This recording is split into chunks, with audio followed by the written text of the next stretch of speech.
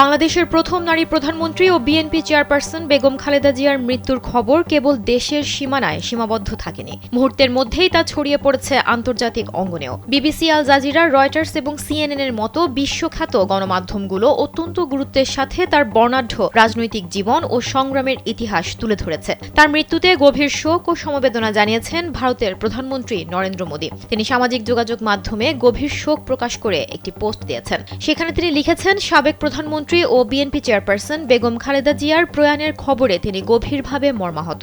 তার পরিবার এবং বাংলাদেশের সকল জনগণের প্রতি তিনি আন্তরিক সমবেদনা জানিয়েছেন।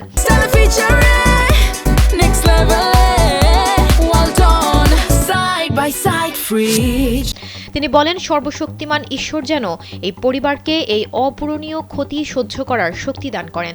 বাংলাদেশের প্রথম নারী প্রধানমন্ত্রী হিসেবে দেশটির উন্নয়ন এবং ভারত বাংলাদেশের সম্পর্কের ক্ষেত্রে তার গুরুত্বপূর্ণ অবদান সবসময় শ্রদ্ধার সাথে স্মরণ করা হবে। এরপর তিনি 2015 সালের খালেদা জিয়ার সাথে তার সাক্ষাতের কথা স্মরণ করে বলেন, বেগম জিয়ার সাথে তার সেই হৃদ্যতাপূর্ণ সাক্ষাতের স্মৃতি আজও উজ্জ্বল।